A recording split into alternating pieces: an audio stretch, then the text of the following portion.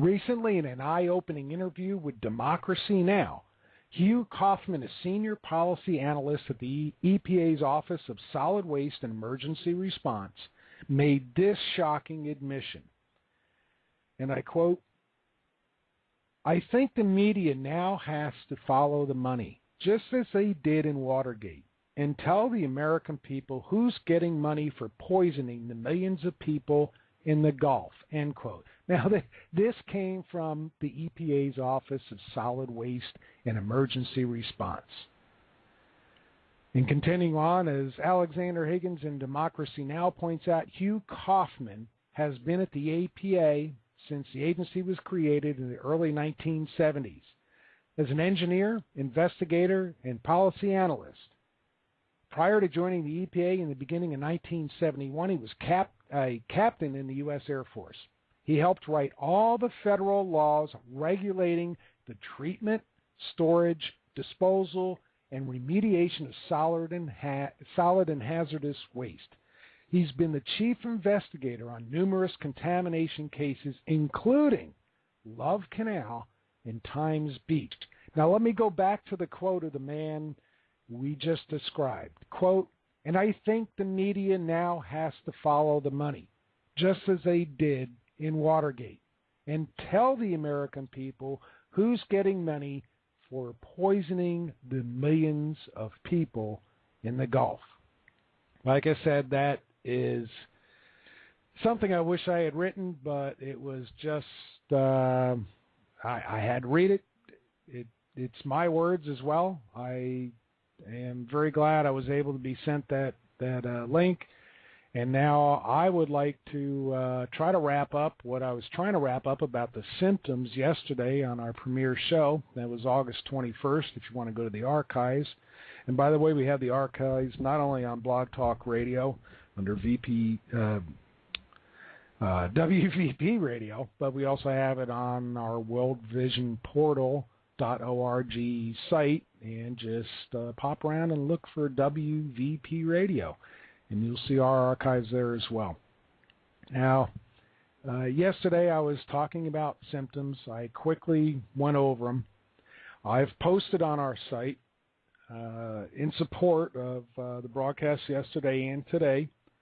I posted actual symptoms that were reported and are verified. You have the sources, you have links, as well as some other information about certain viruses or plagues that, oddly enough, the Gulf flu, as they're calling it, of which my word is the blue flu, that those symptoms that are being reported firsthand, they appear to mimic certain viruses or plagues, which kind of astounded me.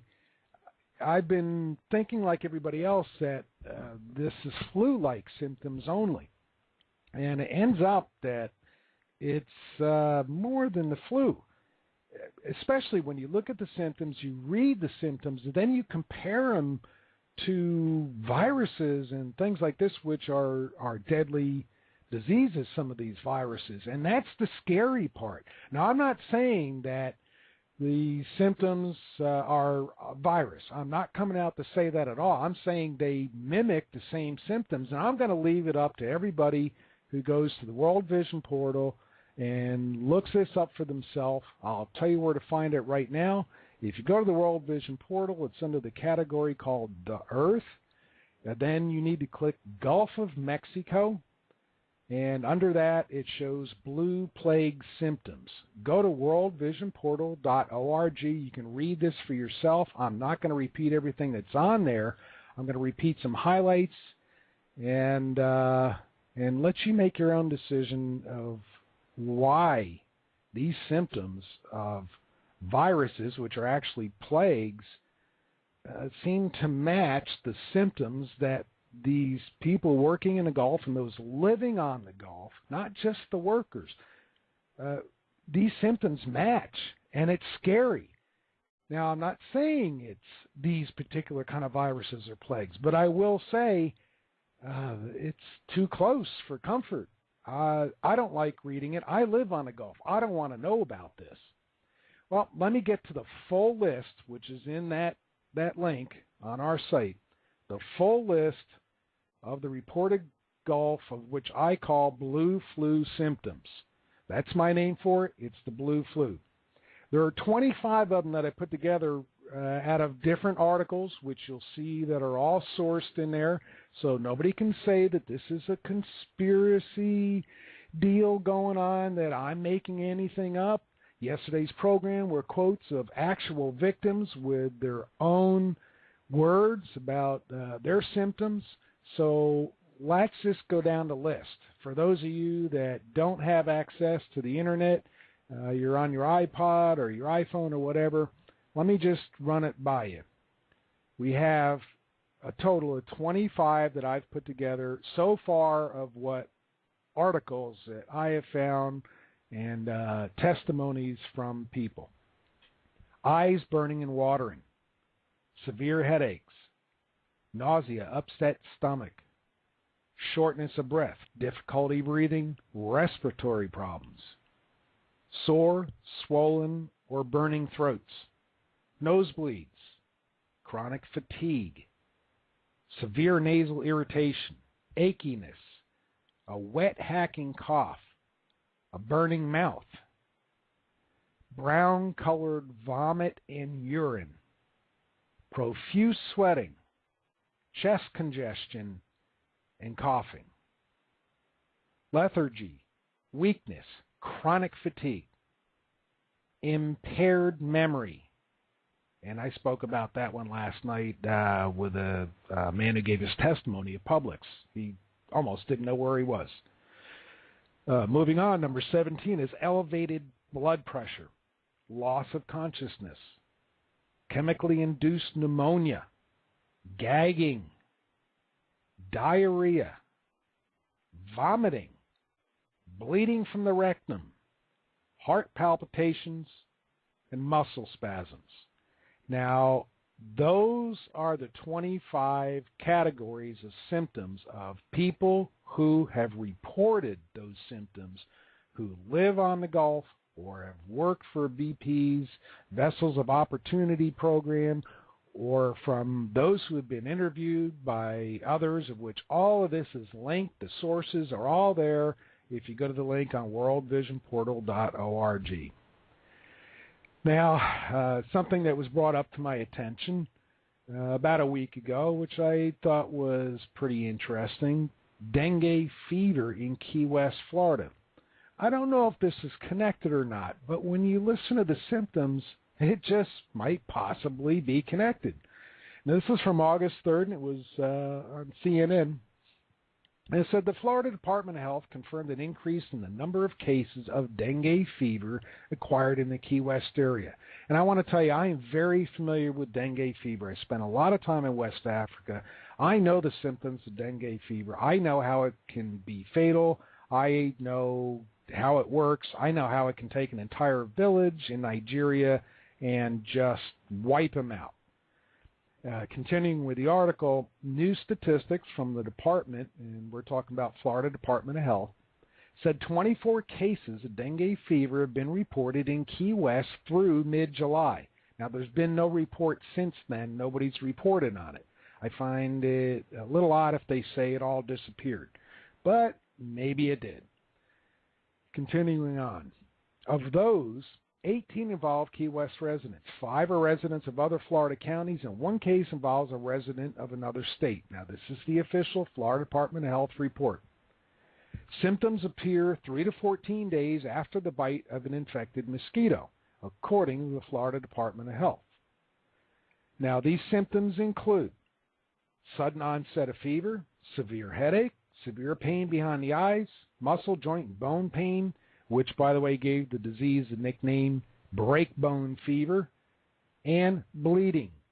Gastrointestinal symptoms such as vomiting and diarrhea may also be present in some cases. Dengue fever symptoms usually last 4 to 7 days. It's often diagnosed incorrectly because the symptoms are similar to influenza and other viruses. Dengue hemorrhagic fever is a rare but more severe form of dengue infection that can be fatal if not recognized and treated. Now, let me just go through that there are basically, we just got to dengue hemorrhagic fever. I'm not saying the blue flu, what I'm calling the blue flu, the Gulf flu, I'm not saying it's dengue hemorrhagic fever. However, it's kind of odd to me the report with many of the symptoms all of a sudden says we have this in Key West. Now, hemorrhagic fevers, they're viruses, they're viral, and they're infectious. They can be by mosquitoes, be from a mosquito bite as dengue fever is. Yellow fever is the same way. I saw a lot of that when I was spending time in Africa. Those things are familiar to me, but I'm just going to tell you very quickly, hemorrhagic fevers, the most common are dengue, which we just spoke about, Ebola, Lassa, Marburg, which is actually a type of Ebola, and yellow fever, which, again, is mosquitoes. No current treatment can cure any of those hemorrhagic fevers. There is no cure. And immunizations exist for only a few types. Now, I've had yellow fever shots, never got yellow fever. But then again, I never had any kind of anything to prevent malaria, and after 9 years in and out of West Africa, I never got malaria. I must be lucky. Well, until additional vaccines are developed, the only way is prevention. So if you go to Africa, you're from the U.S. or even Europe, there's no guarantee you're not going to get it. But let's go into dengue fever symptoms. It's a disease ranging from mild to severe, caused by 4 related viruses spread by a particular species of mosquito. Okay, again, there might not be any tie with this other than certain symptoms that are in common between this and the Gulf flu or the blue flu, as I call it. Mild dengue fever causes a high fever, rash, which is one of the symptoms of blue flu, and muscle and joint pain, another symptom, along with the fever. So there's the 3 most common dengue fever symptoms are being the same symptoms that are with the people who have been working around the Gulf and who live on the Gulf Coast. More severe symptoms of the disease, dengue hemorrhagic fever and dengue shock syndrome, which is when it really gets serious, can additionally cause severe bleeding, which, if you'll remember the symptoms I read about the Gulf flu, was part of it. Maybe not severe, but bleeding nonetheless. Sudden drop in blood pressure, which was one of the Gulf flu symptoms, and death. Now, I reported on yesterday's program on August 21st about the one worker who had basically whatever it was they're pouring into the Gulf, and they were on one of the spray boats where he had it spilled directly on his arms and a little bit in his face. And according to the Vietnamese refugee captain of that boat, that undocumented worker died within a couple hours right after they got him back to the dock. All I can say is that was sent to me. I know the man only through somebody that I know very well. I trust what he says. I can't vouch for him. I only know him in relation to a very trusted person. So take that for what it's worth. The federal laws regulating the treatment, storage, disposal, and remediation of solid and hazardous waste. He's been the chief investigator on numerous contamination cases, including Love Canal and Times Beach. Now, let me go back to the quote. Recently, in an eye-opening interview with Democracy Now!, Hugh Kaufman, a senior policy analyst at the EPA's Office of Solid Waste and Emergency Response, made this shocking admission.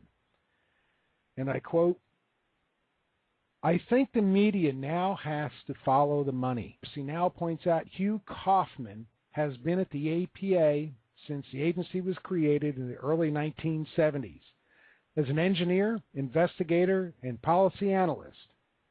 Prior to joining the EPA in the beginning of 1971, he was a captain in the U.S. Air Force.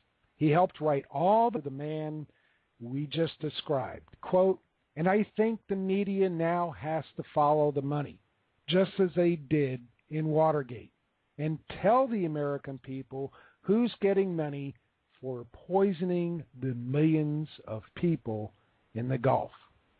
Like I said, that just as they did in Watergate, and tell the American people who's getting money for poisoning the millions of people in the Gulf, end quote. Now, this came from the EPA's Office of Solid Waste and Emergency Response.